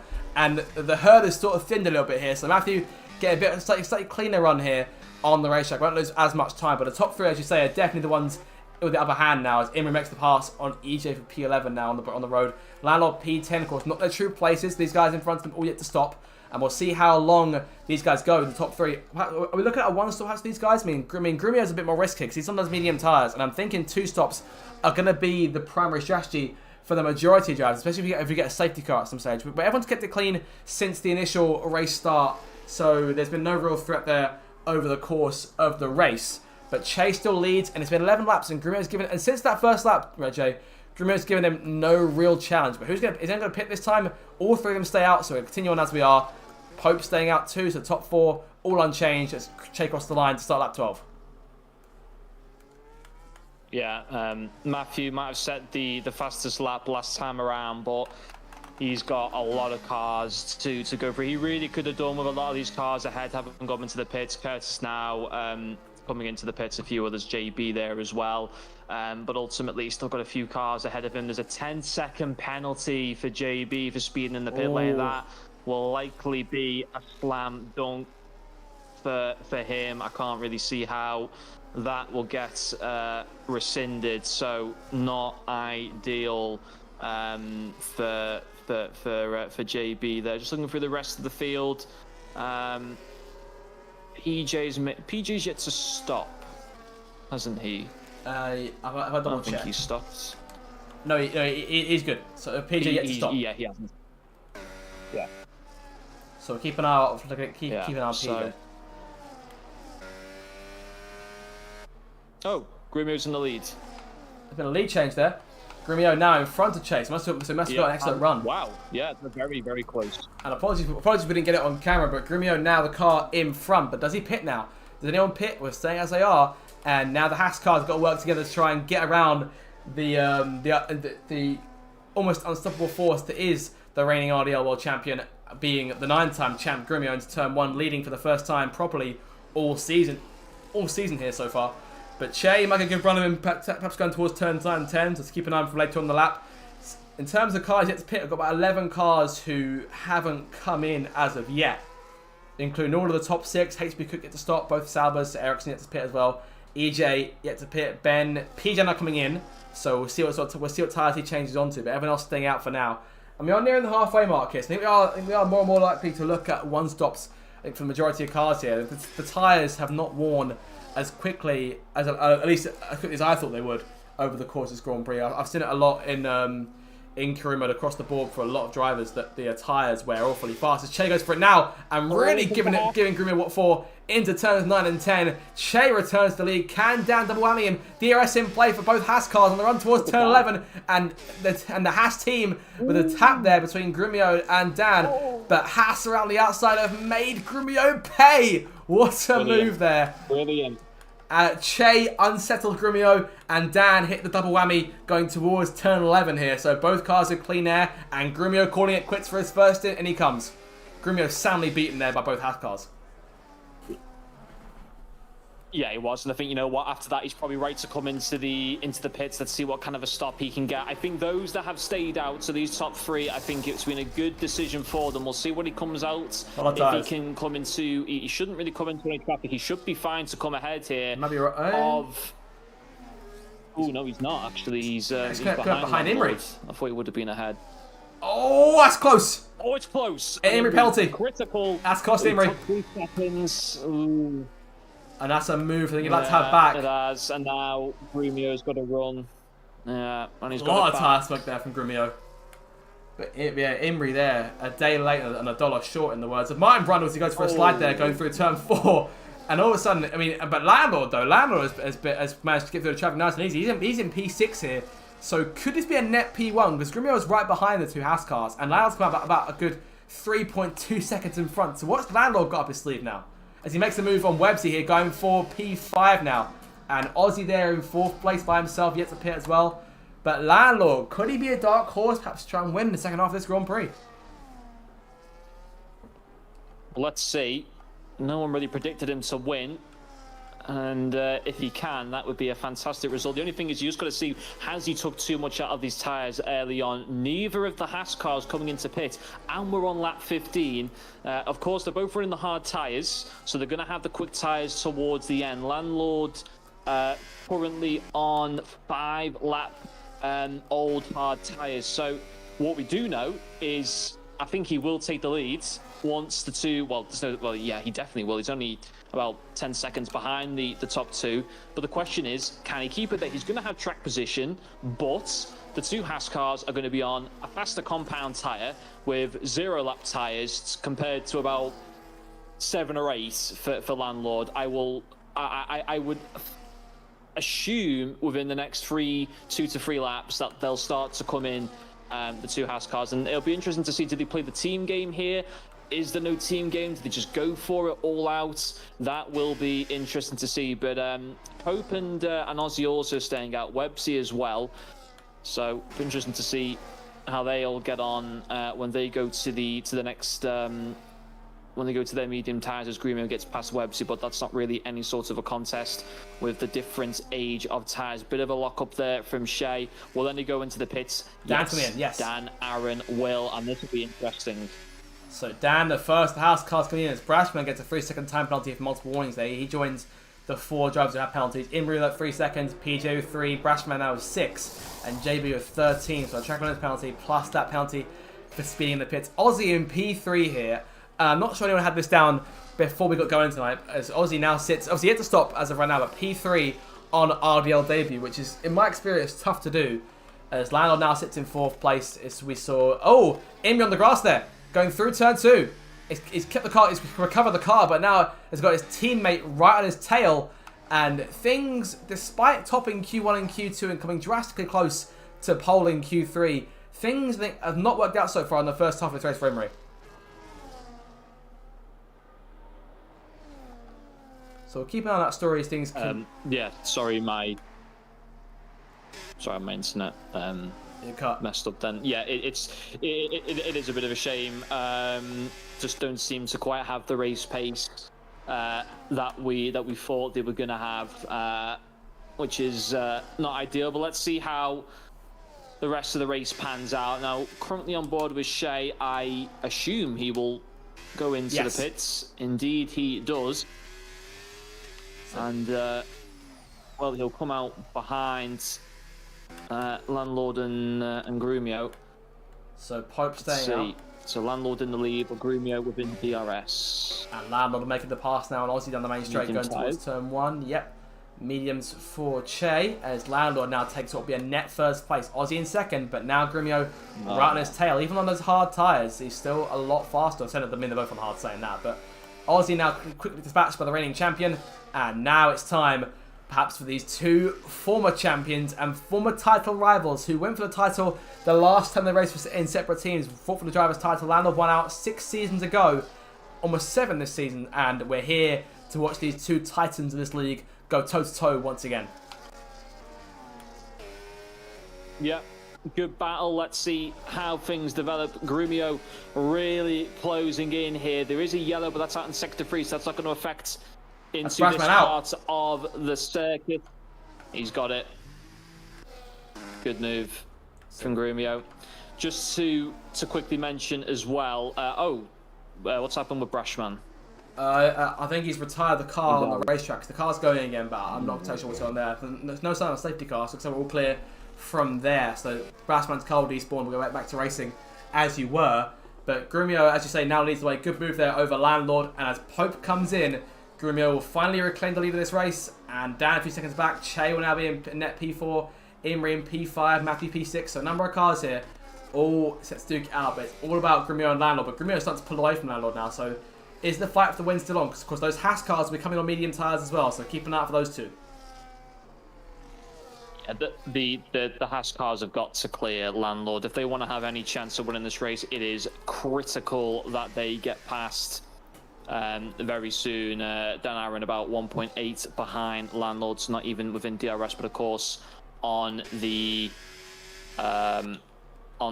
faster tyre and 7 laps younger tyres. Just noticed Alvar last time out went into the pits for a change in nose cone. Might have been a potential incident with Brashman, but cannot be certain of that. And also, seems to be drivers just struggling to slow the car down to get into the pits. We've had JB, Websy, and EJ all picking up 10-second speeding in the pit lane violations, so not ideal. And for Webster, this race has just kind of fallen to pieces for him. Now, over the course of this lap, Aaron has got himself within DRS, but he can't afford to stay behind for too long. He has got to make that overtake really at the first opportunity. And Landlord's pitting here, so down in second. What's that all about? We'll see what happens to Landlord. He makes a change. And there's that hard tyres going on. So have those hard tyres perhaps worn more than we expected at this point in the Grand Prix. I'm not quite sure what Landlord's playing out there, but looking to promote everyone else. Imri's P4 now, Matthew to P5. Landlord will emerge in P6. Pope may take P6 now, sorry. Yes, he has. So Landlord has done something with this service here, but let's see. There's still 11 laps to go. He's going to emerge here just in front of Curtis, who may get a good run out turn 2. But Reggie, is there a way back from Landlord from here? Because I think he's done himself in. Yeah, I think so. I don't think that it was ever intended for him to make 2 stops. The only reason why I can think he has made 2 stops is because of the fact that his tyres are just absolutely shredded. And the reason being for that was because when he made his first pit stop, he came into a whole load of traffic and he spent about 2 to 3 laps having to get through them, and it just used up way too much of his tyre life. So I think that'll be the reason why he's at it. But he was not on those hard tyres for long, was he? He was on it for about 7 or 8 laps. You don't think a driver of his experience, he would have took the life out. You know, he's not stupid. He knows how to drive a car. He's won races. He's won championships. Yes. He's three-time champion. So yeah, it's a weird one. I'd like to get him in the commentary booth. We'll see whether that happens later on. Matthew's coming in now. Look, just head down for him now. Let's see what he can do. Matthew pitting in now. So I don't know. We could be looking at 2 stops after all here. So the Rebel team come out and get Matthew's, I assume, his final tyre set up here. So hard tyre going on, no wing change there. No damage done to that machine. So it could still be 2 stops. Ethan coming in. So it's here. Yeah, this could just be mandatory stops towards the end of the Grand Prix here. So let's keep an eye on what the leaders do. Interesting. But Grumio now is down 2 seconds back and still closing in bit by bit.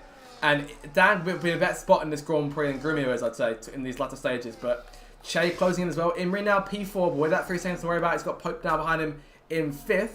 So as it stands, Imri P5 and Pope P4. Obviously, reserves can't score points in the RDL. That's the rule there. So as it stands right now, that promote Landlord, Evan and Blow Landlord from Landlord to Websy up to a points paying place. So Websy may get a point in the end, but obviously those, as I said, those speeding penalties might come into play later on. I feel they will, given how close the mid-pack's been today.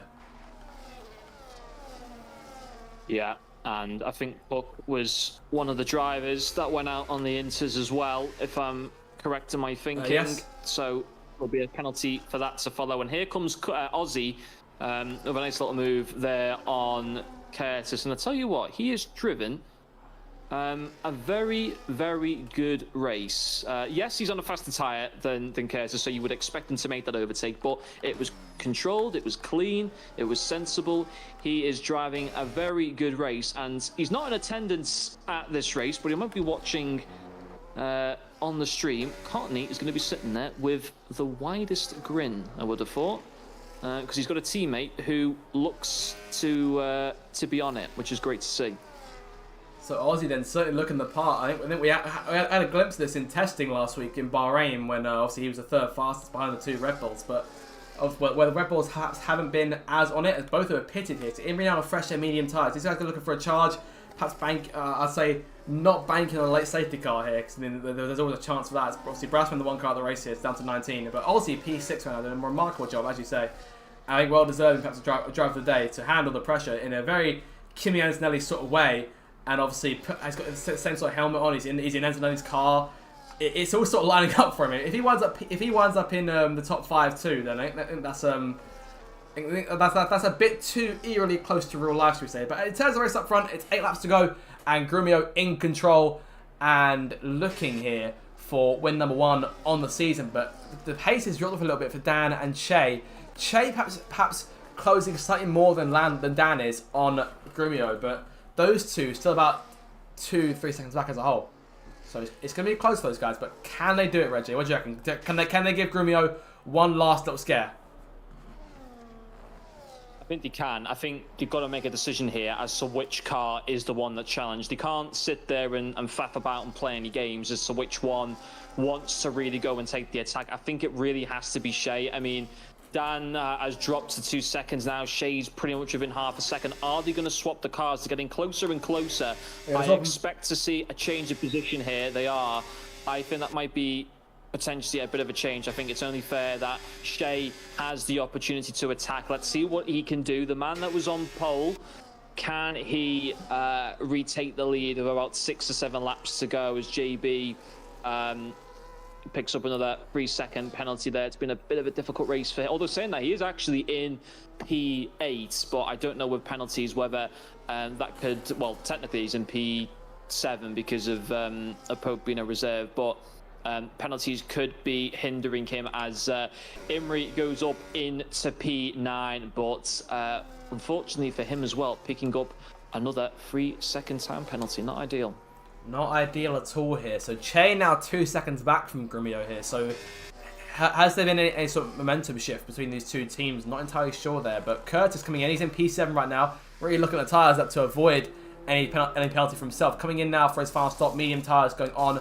So the one stop, I think, is the game plan, I think, for a few cars in this field. So I think the guys up front are really looking at it. Landlord is now in... So he's there in 5th place. But currently 17.5 seconds back from the top 3, and still with Pope to contend with. Pope has gone for one stop himself on those medium tyres.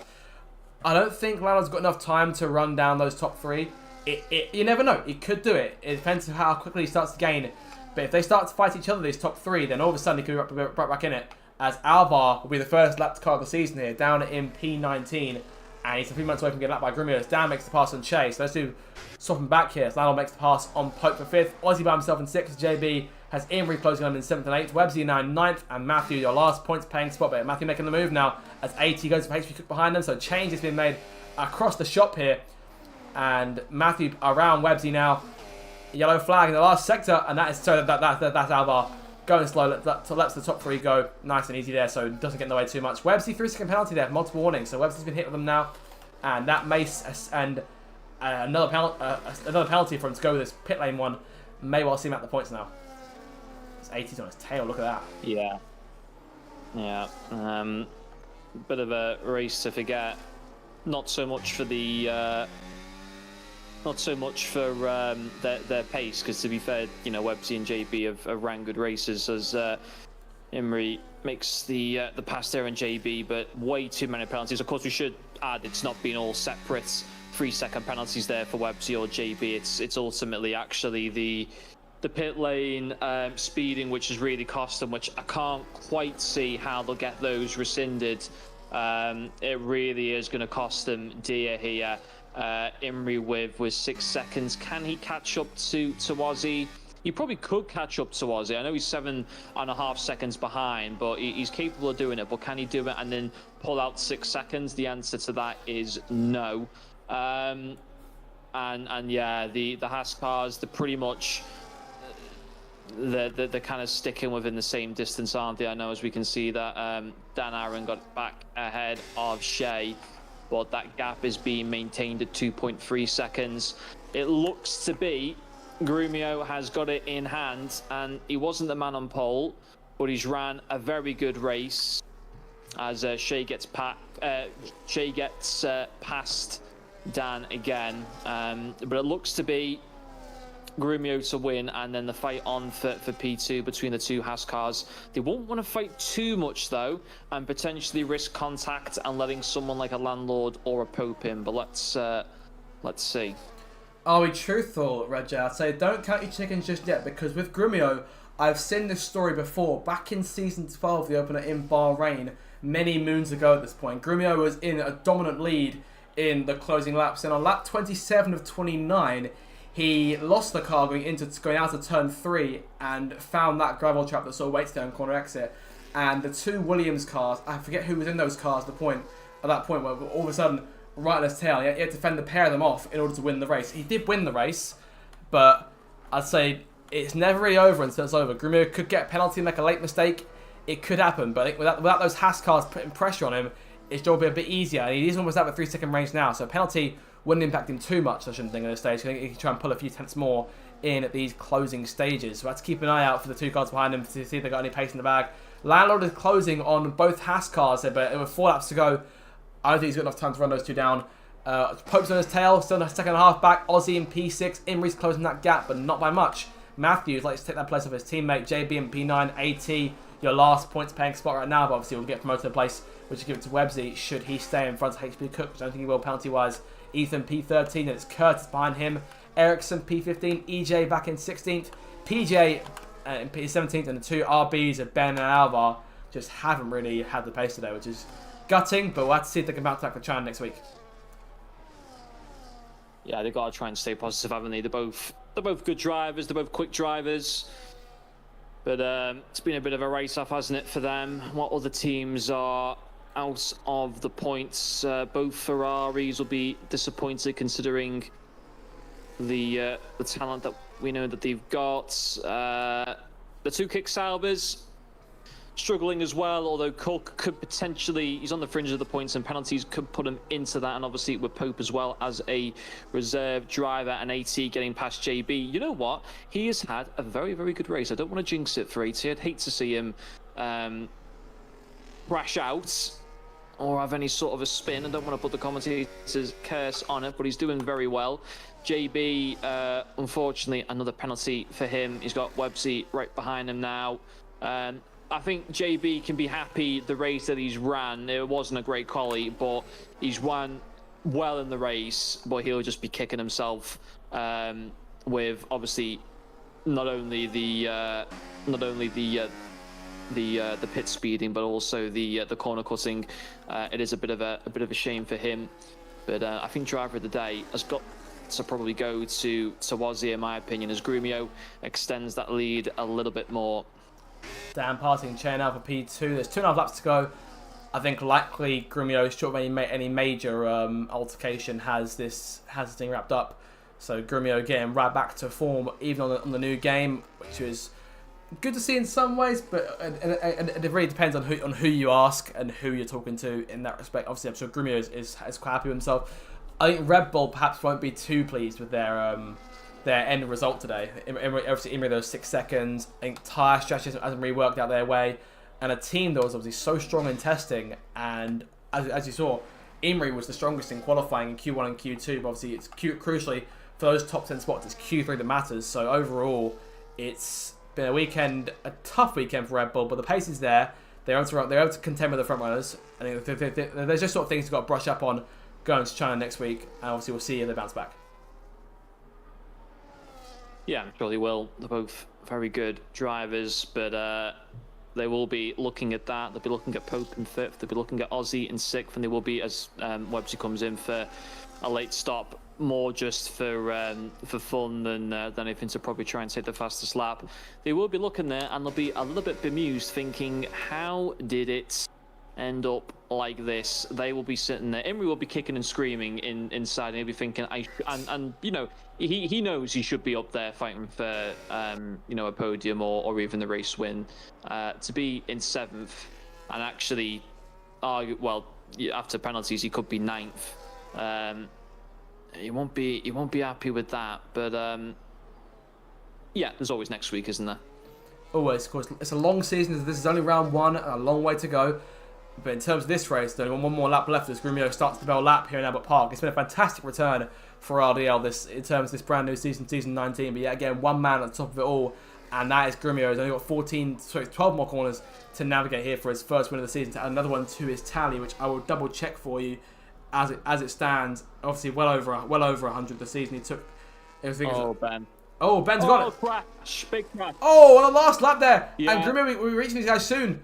PJ loses it. Ben is gone. Grumio sees the yellow flags. There's a car there. Despawned. All safe. So Grumio goes uninterrupted. That was close. Late on there. So Grumio goes uninterrupted only just. That was very close for Jay. So obviously, fair play to point it out. But Ben losing it in the very last stage there. PJ with the front wing loss. I think we'll see PJ get passed by Grumio here. As Ben types in the Discord chat, George Russell just happened. So I'm glad he can make a light to the situation. Obviously, not a fantastic day for RB as a whole. But Grumio here, 3 corners to go and looking for win number 1 of the season and looking for another win, as I say, for his illustrious tally as he rounds the last corner and kick off another successive title defense here at Albert Park. Grumio runs to the line and takes win number 116 in his earlier career. Salve Grumio wins the Australian Grand Prix. It's Dan home in 2nd place. 3rd place goes to Che in the end. Fantastic Grand Prix from those Haas cars, but couldn't top Grumio on the day. Lando will finish in 4th place as Alvaro and PJ both cross the line together, P17, P18. Lando fights back to 4th in the end. Pope will finish in 5th as a reserve. Fantastic race for him overall. Ozzy on RDL debut, no penalties, clean race. He'll run to the line and take home his first 8 points. Brilliant race for him. Imrie 7th, kicking himself overall for that. Matthew will finish in 7th in the end thanks to Imrie's penalty. 80 towards the line. McLaren take double points. 80 in 88th. Imrie 9th. And Curtis will nab the last points on offer. Ethan P11. It's JB. Come to the line in P12. Obviously 10 seconds to be served. Both Salvos will pass him here. HB Cook across the line. P12 HB Cook. P13 for Ericsson. EJ takes P15 in the end and gets to the 10 seconds penalty. Websy took soft tyres on. Can he get fastest up later? I'll have to wait and see. Obviously, no point for it anymore. So Grumio will take just 25 points from this Grand Prix. The last car to come to the line here. Websy crosses it. And he gets fastest up at the very end there. But Grumio wins it. And that was a very, very exciting race overall. Bit chaotic at the start. Obviously, had to take the second start. But Grumio take full advantage of that. Che led away. But it's Grumio who wins here. Career win, 116. Red J, overall, give me your thoughts, mate. Yeah, great race. Perfectly summarised there, Zach. Chaotic start, but we got there the second time round, which was good to see. I should also mention Ethan.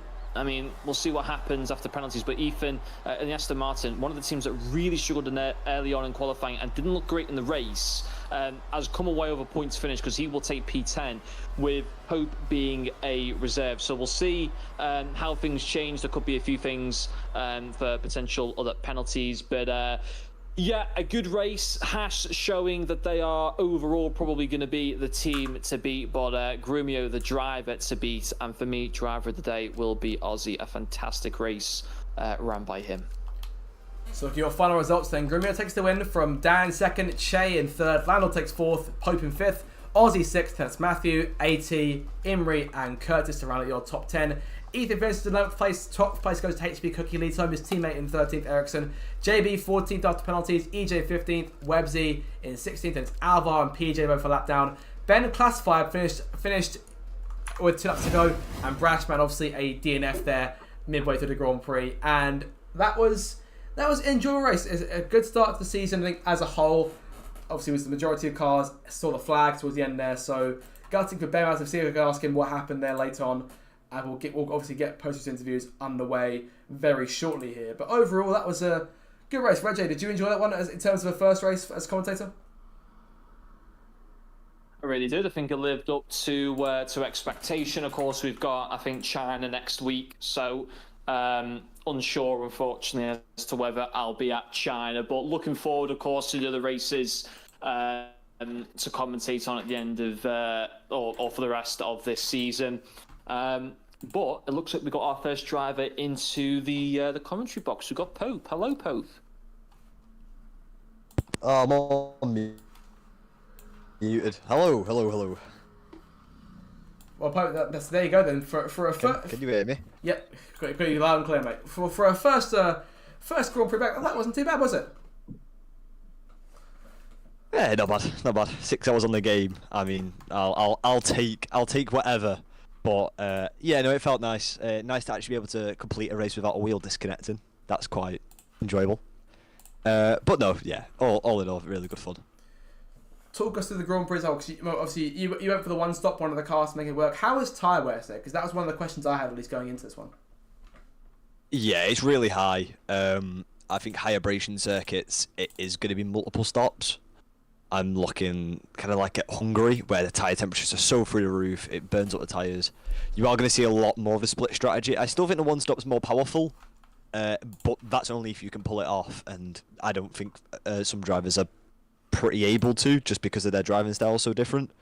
So I think it'll be really interesting to see that go through the season. However, it is a bit nullified when the DRS is still as powerful as it was on last year's game. One thing I did want to ask you about, in terms of the first start to the Grand Prix, obviously you came in to see us midway through the red flag, but what did you catch in then over the course of that whole start? Because we saw you go through the grass bits. What happened to you? Yeah, I think there was an incident like literally just in front of me. I can't remember who was part of it, so I had to dart off onto the gravel just to try and stay away from it. And I kind of saw every accident happen around me, and I kind of just wanted to keep my head clean. Obviously, as a reserve, the last thing I want to do is influence any full-time drivers. But no, I just tried to keep my nose clear, and just everyone was, I think, a bit too eager for the start of the season. Fair enough, man. I mean, you can't blame them. It's an exciting day, but obviously, long season to go. It's a good start for you. No points as your reserve, but will we see more of Pope over the course of the season? I hope so. I mean, yeah, it's kind of that point of where it's like, it's a bit annoying for me because I could do well as a reserve and I don't get any points for it. I wanted to drive full time. I just wasn't able to get registered in time to race full time this season. But I think if I actually put a bit of time and effort into the game, which I will be doing because I've got no more university, so it's like putting a bit more time and effort. I really want to try and compete, maybe try and get the occasional podium, but really get points every race. We'll have to wait and see how that turns out. Well, fair play to you on the results today. It was obviously a good job over the course of the Grand Prix, and we'll come now to Ben, who went out very late on the Grand Prix. Ben, you said to us, you said in the chat you did a George Russell. What actually happened to you out there? A sideways Aston Martin going through turn 8 and turn 9. I had no chance to avoid it. But I don't think it's his fault in all honesty. But it's just one of the things you just don't come round a corner to expect a sideways car. So it's what it's really. I had no pace. I was going to ask about that. So overall, not a fantastic day for you guys at RB. Is the objective to try and bounce back for the next race now?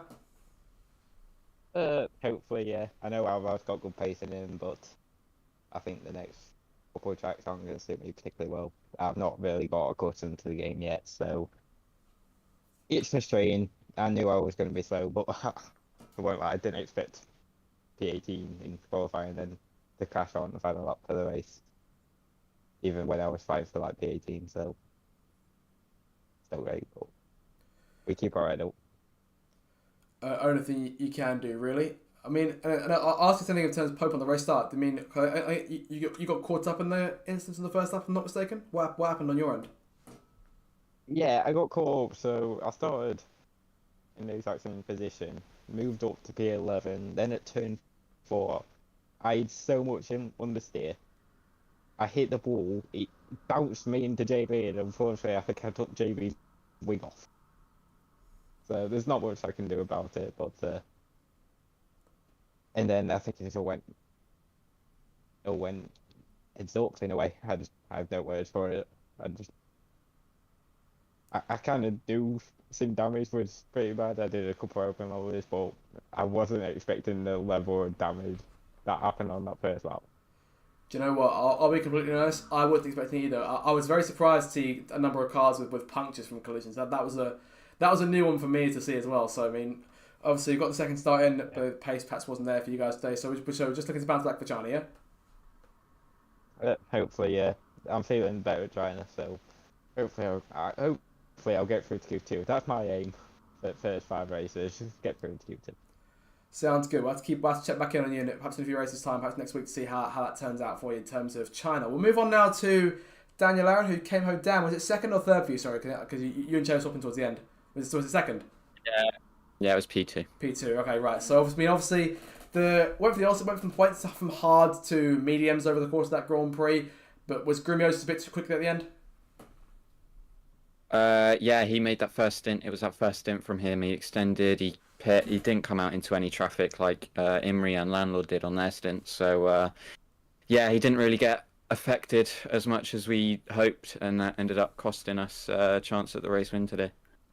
I mean, I want to ask you guys about qualifying in particular, because obviously you managed to you guys gave the pack a run for their money late on. I mean, was the pace always there in qualifying? Were you guys sandbagging in Q1 or Q2 perhaps? I was looking after my tyres in Q1 and Q2, trying to save a set for both, and so obviously used tyres in Q2. That was my only run on the Q1 set as well. So the pace was always there. It's just about being smart with them to try and maximise your chances in Q3. So obviously tyre wear, big talking point on this year's game so far in terms of league racing. Is that going to be something sort of a season-long thing for you guys, do you reckon? Yeah, I think so. Obviously, different people will find different ways of being fast. Imri, obviously, he thought the 2-stop was the way to go. Didn't work out. I thought a lot of us at the front thought, Grumio, Che and I thought it was a 1-stop. Anyway, and obviously that one worked. So different tracks will work for different strategies, and yeah, it'll be interesting to see track to track. Obviously, Monaco is mandatory 2-stop this season as well, and that's 100%, so that's going to be a bit of an arse. And in terms of China next week, thinking more short term, is there another chance to win next week? We'll have to see. I think we got a 1-2 there last season. So obviously that was a little bit wet then. Grumio will be here as well. Like, you know, he's just relentless, Grumio, but you know, I'm just sort of comparing to track. I had a much stronger performance at Australia today than I did last season, and these are the performances that I need to be able to put in a somewhat championship fight when Grumio does make a mistake, or if he makes a mistake. I mean, we know from past experience that even Grumio isn't bulletproof, so I'd say just sort of keep on your toes, keep looking for those chances to sort of upend him, then you guys have a fighting chance. Yeah, thank you. So that was Daniel Aaron, second place on the road today to kick off the season. We'll come now last of all to JB. JB, I mean, obviously qualifying didn't go your way overall. P15 to P14, but obviously that's after penalties. How was your race, mate? Just talk me through it for a first race in this game. It was okay. We were expecting Pat to be a bit slower, and it was compared with the last game, which is a bit disappointing. So I wasn't really in with much of a shot. I did the 1-stop. Somehow the tyres survived, even though they were on like 87% or something ridiculous. And it sort of leveled out with the people I was around before they made their second stops, like Ethan and Curtis. Unfortunately, I got 10-second penalty because someone knocked over the pit mark, and I didn't realise until it was too late coming to the pits. So I was hoping there'd be a safety car just so I could get rid of that, but didn't make a difference. And even, if there wasn't, I still would have only been sort of 11th, 12th. But the race pace was better than the quali pace, because quali was, that was pretty much as fast as I could go, and I was definitely a good few tenths slower than probably on average I'd normally be. So yeah, hopefully the next race will be better, because China, I'd say, is a better track for me. But yeah, we'll have to see. And obviously, I'll ask for your perspective in terms of the initial race start before the red flag. Did you? I assume you were caught up in that as well, yeah. Well, it was a lot of carnage. I think AT had some weird bug going on, so his car kept like teleporting but wasn't moving, and it was causing all sorts of chaos. That was sort of turn 1, 2, and then when we got to turn 4, Ben tried going around the outside of me and then hit the wall and bounced back into me, and I was facing the wrong way, and then someone had a puncture, or a couple of people had punctures, PJ and EJ, and we couldn't go past them, so it would have given us all 10-second penalties. So that's why the red flag was called, because it was only VSC. By the time everyone who had damage had pit, the people with punctures had pit, I mean you'd be looking at 2 different races, and it wouldn't be right at all. So that's why we restarted.